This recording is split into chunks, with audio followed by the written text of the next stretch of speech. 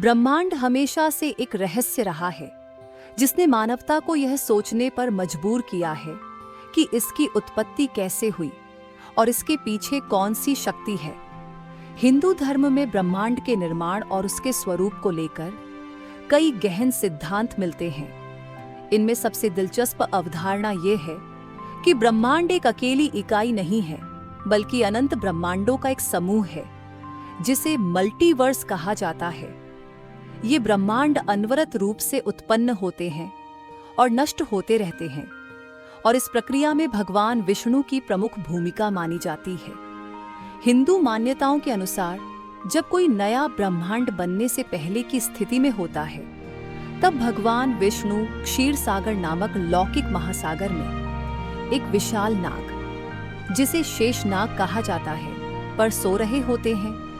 सृष्टि की शुरुआत तब होती है जब उनकी नाभि से एक कमल का फूल प्रकट होता है, और इस कमल के अंदर ब्रह्मांड के निर्माता भगवान ब्रह्मा विराजमान होते हैं। ब्रह्मा इसी कमल पर बैठकर नए ब्रह्मांड की रचना करते हैं। इस प्रक्रिया को समझने के लिए इसे सांस लेने की क्रिया से जोड़ा जाता है। जब भगवान विष्णु सांस लेते हैं तो अनगिनत ब्रह्मांड अस्तित्व में आते हैं। प्रत्येक ब्रह्मांड में अपना अपना ब्रह्मा होता है जो उस विशेष ब्रह्मांड का निर्माण करता है।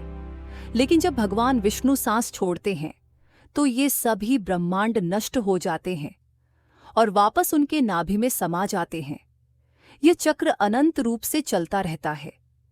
यहाँ भगवान विष्णु को शाश्वत अस्तित्व का प्रतीक माना जाता है, जो सभी ब्रह्मांडों से परे हैं।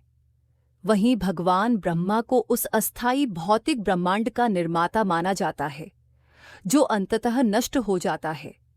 ब्रह्मा का जीवन काल 100 ब्रह्मा वर्षों तक सीमित होता है। जब यह समय समाप्त होता है तो एक नए ब्रह्मांड का जन्म होता है। वेदों में समय का मापन बहुत ही अद्भुत तरीके से किया गया है। ब्रह्मा के एक दिन को कल्प कहा जाता है, जिसकी अवधि 4.32 अरब वर्षों की होती है। इस एक कल्प के भीतर 14 मनवंतर होते हैं, और प्रत्येक मनवंतर जीवन के निर्माण और विनाश के एक चक्र का प्रतीक होता है।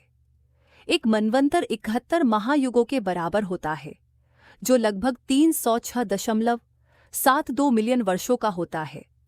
महायुग 4 युगों का एक चक्र होता है: सतयुग, त्रेता युग, द्वापर युग और कलियुग।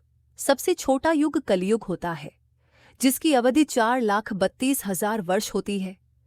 इसके बाद द्वापर युग, जो 8,64,000 वर्ष का होता है।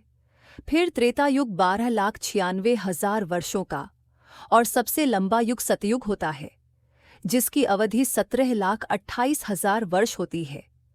इन चारों युगों का जोड़ 43,20,000 वर्षों का एक महायुग बनाता है। हिंदू धर्म में एक और महत्वपूर्ण अवधारणा है मनवंतर। एक मनवंतर 71 महायुगों का होता है, और यह जीवन के निर्माण और विनाश के एक चक्र को दर्शाता है। प्राचीन ग्रंथों के अनुसार प्रत्येक मनवंतर के अंत में जीवन नष्ट हो जाता है, और इसके बाद एक संधिकाल आता है, जिसमें नए जीवन का सृजन होता है। आधुनिक विज्ञान के अनुसार पृथ्वी पर 252 मिलियन वर्ष पहले एक बड़ा विनाश हुआ था, जिसे मास एक्सटिंक्शन कहा जाता है। इस विनाश के बाद पृथ्वी पर जीवन को सामान्य होने में लगभग 10 मिलियन वर्ष लगे। इस अवधारणा को हिंदू मान्यताओं के संधिकाल से जोड़ा जा सकता है। हिंदू धर्म में ब्रह्मा के 100 ब्रह्मा वर्षों के बाद ब्रह्मांड का अंत होता है, जो लगभग 311 ट्रिलियन वर्षों के बराबर है। वर्तमान में हमारे ब्रह्मांड का समय चक्र यह बताता है कि हम ब्रह्मा के 51वें वर्ष के कलियुग के 28वें महायुग के 7वें मनवंतर में हैं। वर्तमान वैज्ञानिक मान्यताओं के अनुसार ब्रह्मांड की आयु लगभग 13.8 अरब वर्ष मानी जाती है, जबकि प्राचीन हिंदू ग्रंथों में इसका अनुमान कहीं अधिक, लगभग 157 खरब वर्ष या उससे भी अधिक है।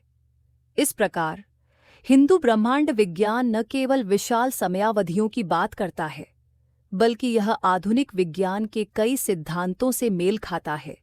प्रसिद्ध अमेरिकी वैज्ञानिक कार्ल सागन ने भी इस बात को स्वीकार किया था कि हिंदू धर्म की ब्रह्मांडीय चक्र की अवधारणाएं आधुनिक वैज्ञानिक ब्रह्मांड विज्ञान के अनुरूप हैं।